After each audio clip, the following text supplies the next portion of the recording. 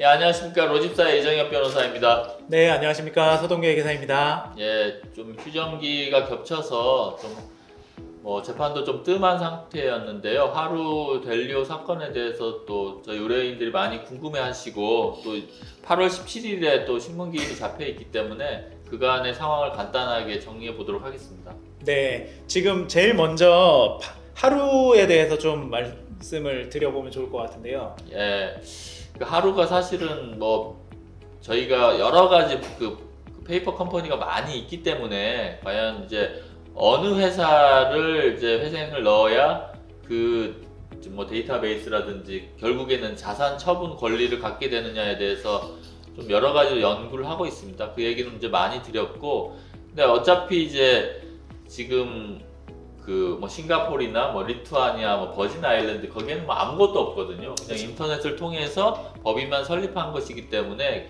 결국 관리인이 실제적인 업무를 하려면 지금 현재 크래프터스 그리고 하루 인베스트 코리아 지금 거기 이제 크래프터스 랩스라는 곳이 한 사업장에서 모두 업무가 이루어져 있는데 그 사업장에 있는 데이터베이스와 그리고 회계장부 등을 또 확보하면 결국에는 나머지 회사들은 일종의 이제 그 페이퍼 컴퍼니로 그냥 지금 하루 인베스트 자산에 대한 전체적인 처리를 관리인이 할 수 있을 거라고 생각하고 있습니다. 네, 주목할 만한 점이 8월 6일 날 그 휴고리, 그러니까 대표이사가 이영수 씨죠. 네, 이영수 씨가 공지한 거에 따르면 하루 인베스트 코리아의 포괄적 금지 명령 보전 처분 났다는 것을 언급하고 있어요. 네. 네. 그래서 그 전까지 계속 송달 문서를 확인하지 않고 이러고 있다가 이제 인지했다 본인들이. 네. 이걸 이제 의사표명을 한 상태이고,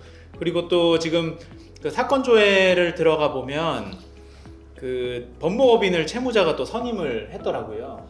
그렇겠죠. 그러니까 자문하는 그룹이 있을 텐데 이제 더 이상은 그래서 모르쇠로 일관해봐야 네. 좀 어렵다라고 판단했던 것으로 보이고요. 예. 그리고 이제 법원에서도 이 사건을 그냥 회생할 수 없다 이렇게 보기는 너무 힘든 사건입니다. 그러니까 이 사건을 이제 회생 절차 밖에서 그 피해자 구제를 하는 방법이 없거든요. 사실 현실적으로. 맞습니다. 그 FTX와 거의 똑같습니다. 셀시우스랑 똑같기 때문에 네. 예, 어떻게든 회생 절차에서 이 데이터베이스라든지 부실 자산을 다 처리하고 채권액을 확정하는 절차를 해야 되는데 그렇게 보면 이제 하루 측에서도 회생 절차에 들어가서 협조하는 것 외에는 피해자 구제 방법이 없다라는 걸 또 인정한 것으로 생각합니다.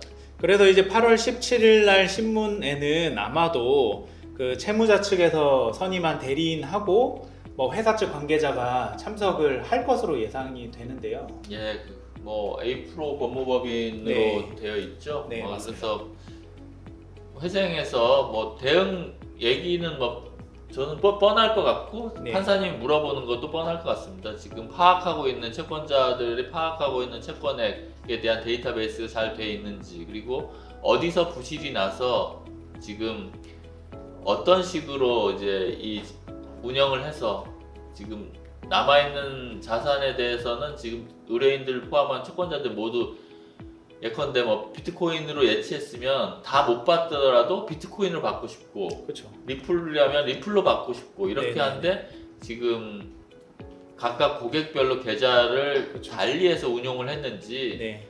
얼마의 자산 남아 있는지. 모두 섞어서 했는지 이와 관련된 얘기가 있을 텐데 특별하게 채무자가 할 내용은 많지는 않을 것으로 생각합니다. 예, 그래서 그 두 번째, 세 번째 이제 공지사항으로 나와 있던 이야기 중에 BNS의 자산을 갖다가 어떻게 회수할 거고, 그 다음에 자산을 어떻게 배분할 거고, 이 문제는 결국엔 회생 절차가 개시되면 그 조사를 통해서 더 공정한 그런 예. 분배 방법을 또 사용해서 절차가 진행될 것으로 보입니다. 하루 인베스트의 경우는 일단 지금 형사 고소가 되어 있기 때문에 이형수 씨를 바로 관리인으로 하는 거는 쉽지는 않은 상황이고요. 예. 델리오와 다르게 아직 명확하게 횡령 배임 이슈는 지금 드러나 있지 않기 때문에 만일에 이제 재판부가 보기에 과실 뭐 아주 좀 특별한 뭐 이게 고객資産을 이제 빼돌리려고 한 그런 게 아니라고 한다면 뭐 이영수가 계속해서 이 데이터베이스를 관리하고 이제 나눠준 작업을 도와줘도 좋겠다라고 판단할 가능성이 완전히 없는 건 아닙니다. 그래서 예. 근데 그게 뭐 당장의 상황에서 바로 이영수를 그냥 선임하기에는 또 좀 부담은 있을 거고요. 그러니까 적어도 단독으로 이영수 선임은 안 될 거고요. 뭐 네네. 아주 그쪽에서 방어를 잘하면 이제 법원이 선임한 사람을 주로 메인으로 하고 이영수를 이제 뭐 공동 관리를 하는 정도가 될 텐데 그렇다고 하더라도 지금 형사에서 좀 기소가 돼 있고 만약에 이게 너무 큰 피해가 크기 때문에 유죄 판결이 되면 뭐 정말 중형이 선고될 사안입니다. 그래서 그런 걸 감안하면 그 관리인으로 선임될 확률은 매우 낮다. 예, 맞습니다. 매우 낮지만 뭐 지금까지 뭐 특별한 횡령 배임 이슈가 없다면 뭐 피해 회복을 위해서 최대한 협조를 구하도록 좀 지도할 수는 있겠다. 이 정도 정리할 수 있겠습니다. 예. 그래서 하루는 17일 날 이제 신문을 좀 그 신문에 나오는 내용들을 봐서 저희가 조금 더 뭐 구체적인 그 진행 사항들을 좀 설명드릴 수 있을 것 같습니다. 네, 저희도 정말 궁금하거든요. 가장 궁금한 건 그겁니다. 얼마 남았지? 그렇죠. 어느 정도 남았지? 이게 네. 제일 궁금한데 그 남은 것 외에 그 부실의 원인은 누구 때문이지? 그리고 그 부실의 원인을 제공한 사람들의 개인 재산에 대한 추급은 그 다음 문제입니다. 그래서 일단 뭐 진행이 빠르지 않은 것처럼 보여서 좀 아쉬울 텐데 사실 이게 그렇게 느린 건 아니거든요. 다른 사건에 비해서. 그래서 이 부분 사건에 대해서도 저희가 계속 추이를 보면서 말씀을 드리도록 하겠습니다. 그리고 뭐 추가적으로 설명 좀 드릴 만한 부분은 지금 이제 그 보전 처분이 나고부터 채권자 협의회를 구성했고 그 채권자 협의회 구성에 대해서도 뭐 저희가 지금 파악한 바로는 저희가 신청했던 채권자분이 대부분 채권자 협의회로 구성이 되어 있는 상태입니다. 예. 그 하루는 이 정도 하고 네. 델리오도 델리오도 잠깐 뭐 여기서 설명을 드리면 그 델리오에 대해서 이제 저희는 이미 뭐 온체인 분석을 통해서 사실 트라움 인포텍이라는 회사를 주목하고 있었는데 이제 트라움 인포텍에 대해서 언론에서도 주목하고 있는 것 같아요. 네. 그래서 지금 뭐 저희가 파악한 바로는 뭐 한 200억 원 가량을 트라움 인포테크에 델리오가 트라움 인포테크에다가 위탁을 맡겼거든요. 예, 이게 지금 트라움 인포텍이라면 트레이딩 솔루션을 만들어준다. 네네. 그래서 이제 뭐 재정 거래를 할 수 있는 솔루션을 만들어준다. 이렇게 본다고 하면 사실 솔루션 받아서 재정 거래 하면 되거든요. 네. 그런데 왜 여기에 다 그냥 맡긴 상황이 됐는지 좀 의문이 있죠. 예, 그럼 여기 보면은 이제 8월 4일 날 이게 델리오 그 합수단에서 남부지검의 이제 가상자산 범죄 합수단에서 8월 4일 날 델리오와 관련돼서 이제 트라움 인포텍을 압수수색했습니다. 그 이유는 이제 델리오가 저희가 여기저기 듣기로는 최소 200억 그리고 최대 뭐 300억 이상의 이제 가상자산을 트라움 인포텍에 이제 전송한 것으로 나와 있거든요. 네, 맞습니다. 그리고 이제 트라움 인포텍에서는 또다시 뭐 지금 BNS 홀딩스나 거기다 넣었다는 뭐 이야기도 있고 하루에도 좀 넣고 뭐 여기 다른데 여기 넣었다고 하는데 이 지금 트라움 인포텍과는 어떤 관계인지 맞습니다. 그리고 트라움 인포텍은 또 다른 BNS 홀딩스하고는 또 어떤 계약을 체결해서 한 것인지 사실 고객 자산을 안전하게 관리할 걸 믿었던 고객 자산을 자기가 받아다가 마음대로 위험하게 운용해서 수익이 나면 그건 내가 갖고 수익이 난 것 중에 안전한 자산은 다시 넣어주는 거는 예컨대 그거랑 같습니다. 예컨대 뭐 농협 직원들이나 예전에 여러 횡령 사건에서 엄청 위험한 주식 투자를 고객 자산으로 해서 그러니까요. 뭐 1000억을 해서 한 1000억에 10%면 100억이잖아요. 100억이 났으면 100억은 자기가 갖고 다시 1000억은 넣어놓겠다. 완전 배임이죠.